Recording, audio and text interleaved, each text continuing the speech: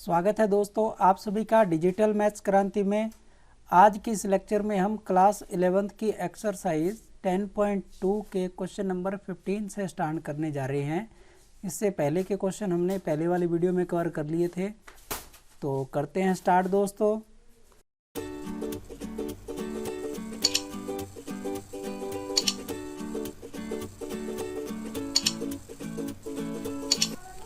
मूल बिंदु से रेखा पर डाला गया लंब रेखा से बिंदु -2,9 पर मिलता है, तो रेखा का समीकरण ज्ञात कीजिए।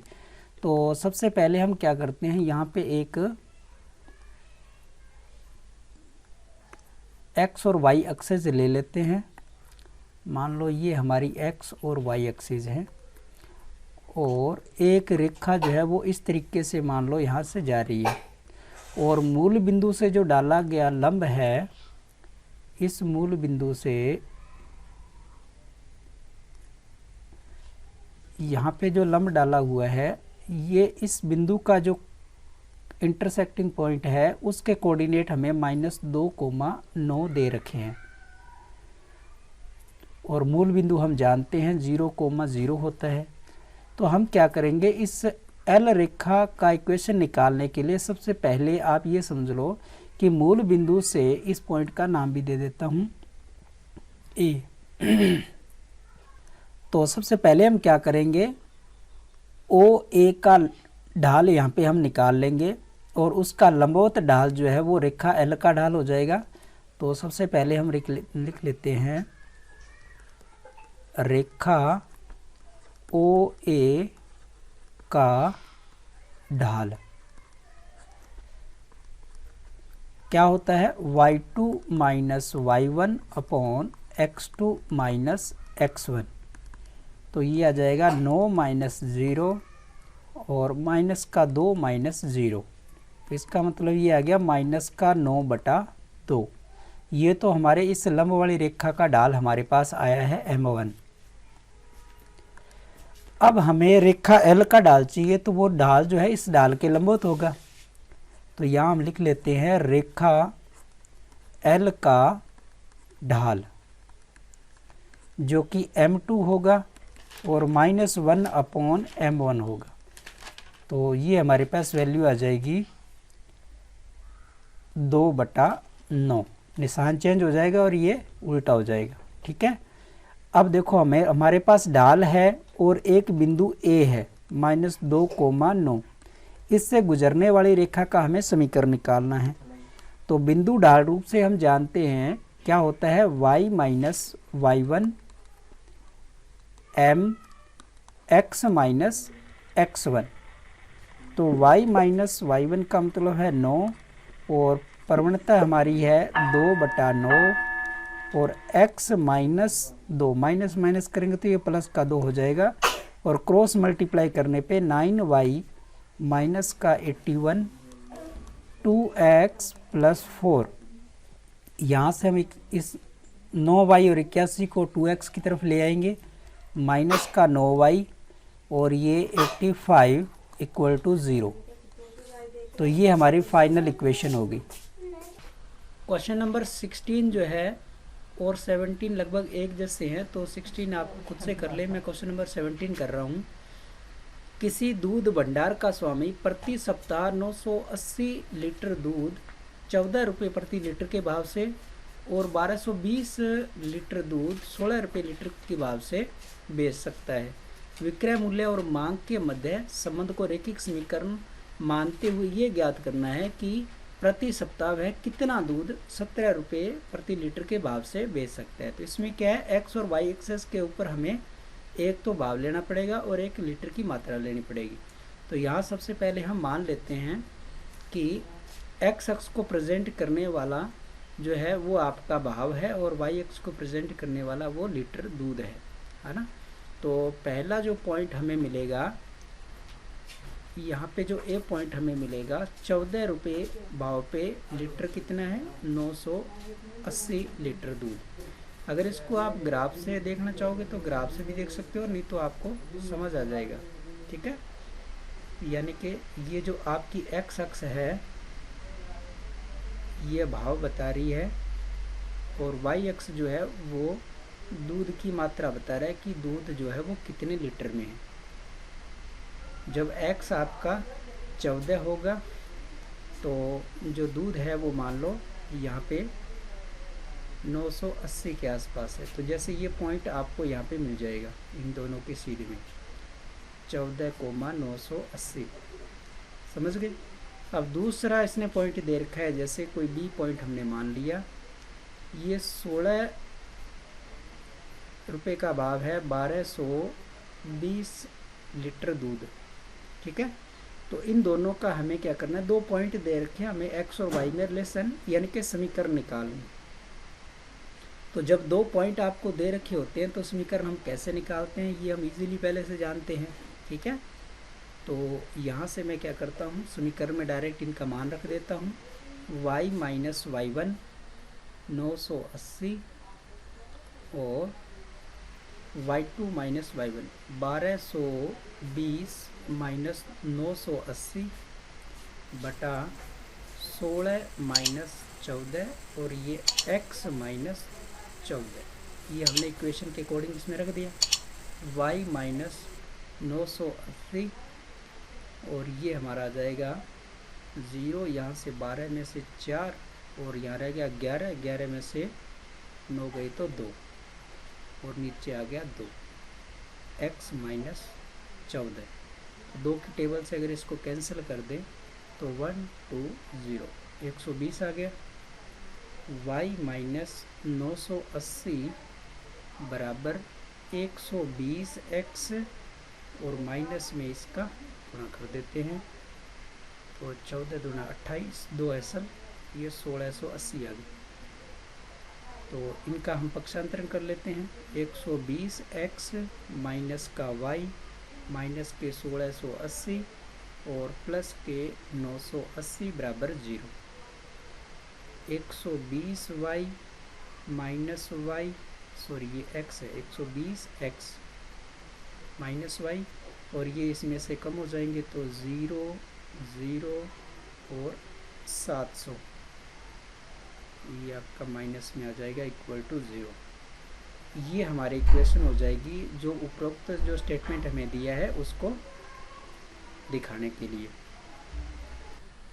अब नेक्स्ट हमें क्या करना है, इस इक्वेशन की सहायता से जब x का मान 17 रुपये प्रति लीटर यानी कि भाव होगा, है ना, इस भाव से हमें दूध की मात्रा निकालनी है यानी कि y निकालना है। तो x में हम क्या कर देंगे, 17 का मान रख देंगे। तो 120 गुणा 17 और y को अगर हम इधर लेके जाते हैं तो ये y इधर आ जाएगा, है ना, ये 0, 34, 2040 माइनस 700 बराबर y। तो यहाँ से आ जाएगा ये आपका 0 और ये 1340 लीटर दूध आ जाएगा, ठीक है, y का मान। ये हमारा आंसर हो गया। क्वेश्चन नंबर 18, अक्षों के बीच रेखाखंड का मध्य बिंदु PA, B है, दिखाइए कि रेखा का समीकरण ये है। तो सबसे पहले हम इसको थोड़ा सा डायग्राम से समझते हैं। मान लो ये हमारे पास x और y एक्सेस हैं। अब हमें यहाँ क्या दे रखा है कि रेखा कोई जा रही है, उसका मध्य बिंदु हमें दे रखा है, ठीक है। इसका जो मध्य बिंदु है, मान लो यहाँ पे हमारे पास ये पॉइंट है P, जिसके कोऑर्डिनेट A, B है।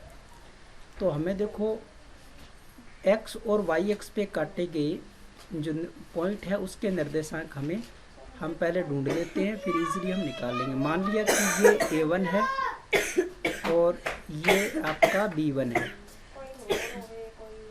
तो देखो इस हिसाब से जो आपका x एक्स पे पॉइंट आएगा वो A1, 0 आएगा और y पे आएगा वो 0, B1 आएगा। अब ये जो P है ये इन दोनों बिंदुओं का मध्य बिंदु है, इसके हम नाम दे देते हैं A और B। तो मध्य बिंदु के निर्देशांक निकालने के लिए हम क्या करेंगे, यानी कि x का जो कोऑर्डिनेट आएगा A हमारा आएगा वो 0 प्लस A1 बटा 2 से आएगा। तो यहाँ से हमें 2A बराबर A1 मिल गया। इसी प्रकार से जो आपका y का कोऑर्डिनेट आएगा P बिंदु का वो b1 प्लस 0/2 से आएगा। तो 2b बराबर b1। इसका मतलब जो a और b के कोऑर्डिनेट है वो हमारे पास आ गए हैं। a का कोऑर्डिनेट है 2a, 0 और b का कोऑर्डिनेट 0, 2b। अब x और y अक्षों पे काटे गए निर्देशांक हमारे पास आ गए, है ना। ये 2a है और ये 2b है, समझ गए। तो अंतःखंड रूप में इक्वेशन हम जानते हैं कि क्या होती है, x बटा x अक्ष पे काटा गया अंतःखंड और y बटा y अक्ष पे काटा गया अंतःखंड, और x अक्ष पे काटा गया अंतःखंड कितना है, 2a है, y अक्ष पे काटा गया 2b है। तो यहाँ से आप देखोगे अगर 2 हम कॉमन लेंगे या पूरी इक्वेशन को 2 से मल्टीप्लाई करा दो तो x upon a y upon b equal to 2, और यही हमें प्रूफ करना है। तो इस प्रकार से हम बड़ी आसानी से प्रूफ कर सकते हैं। क्वेश्चन नंबर 20, रेखा के समीकरण की संकल्पना का प्रयोग करते हुए सिद्ध करो कि 3 बिंदु जो है वो सररेख है। तो इसमें हम क्या यूज करेंगे, 3 बिंदु दे रखे हैं, 3, 0, -2, -2 और 8, 2। ठीक है, ये 3 कोई हमारे पास पॉइंट है ए बी सी। तो इसमें हम क्या यूज करेंगे, रेखा के समीकरण की संकल्पना का यूज करते हुए निकालना है। मतलब अगर हम ढाल का इस्तेमाल करते तो ए बी का ढाल निकालते और बी सी का ढाल निकालते और ढाल हमारे पास बराबर आ जाता है और बीच में एक कॉमन पॉइंट है तो हम कह देते कि वो सररेख है। लेकिन यहाँ पे रेखा की जो समीकरण है आपकी, ये रेखा की समीकरण की संकल्पना का यूज करना है, अर्थात हमें समीकरण बनानी है। ए और बी की सहायता से हम पहले समीकरण बना लेंगे और जो सी पॉइंट है वो उसके ऊपर सेटिस्फाई करा देंगे। तो हम कहेंगे कि ये तीनों पॉइंट अगर उसको सेटिस्फाई कर गया तो तीनों पॉइंट कैसे होंगे, वो सररेख हो जाएंगे। तो सबसे पहले हम रेखा ए बी यानी कि जो आपकी ए बी रेखा के समीकरण निकालते हैं कि समीकरण, ठीक है।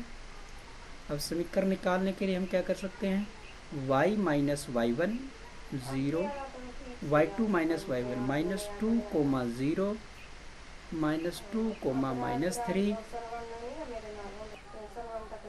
x माइनस 3, y माइनस ये 0 तो लिखो मत चाहिए आप, ये आपका माइनस का 2 अपॉन माइनस का 5 x माइनस 3। तो यहाँ से माइनस कैंसिल हो जाएगा और इसका अगर हम क्रॉस मल्टीप्लाई करेंगे तो ये मिल जाएगा 5y 2x माइनस 6। अब इस इक्वेशन को हम सही लिख लेते हैं, 2x minus 5y minus 6 equal to 0। ये हमारी ए बी रेखा का समीकरण आ गया। अब जो हमारा तीसरा पॉइंट है, ये इक्वेशन नंबर 1 दे देते हैं। अब जो तीसरा पॉइंट है सी 8, 0, सी पॉइंट है 8, 2 है क्या, 8, 2। इस 8, 2 पॉइंट को हम इस रेखा पे सेटिस्फाई करा के देख लेते हैं। अगर सेटिस्फाई कर दी इसका मतलब ये सररेख ही होगी। तो इसके मान हम इस रेखा में डालते हैं, x की जगह 8 लिखा, 5 y की जगह 2 लिखा, -6 लेफ्ट हैंड साइड इसकी देख रही। ये हो गया 16 -10 -6। तो ये कट फिट के हमारे पास क्या आ गया, 0। इसका मतलब ये सेटिस्फाई हो रही है। तो हम कह सकते हैं कि ये जो तीसरा पॉइंट है रेखा के ऊपर सेटिस्फाई कर रहा है।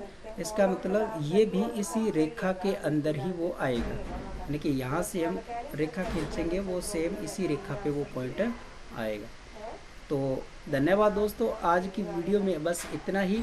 मिलेंगे नेक्स्ट वीडियो के अंदर। अगर आपको वीडियो पसंद आ रही है तो प्लीज़ आप इसे लाइक करें, अपने दोस्तों के साथ शेयर करें, और अगर चैनल पे पहली बार हो तो प्लीज़ चैनल को भी सब्सक्राइब कर लें और पास में आने वाले बेल आइकन को ज़रूर दबा दें, जिससे कि आपको नेक्स्ट आने वाली वीडियो का नोटिफिकेशन मिल जाएगा। थैंक यू दोस्तों।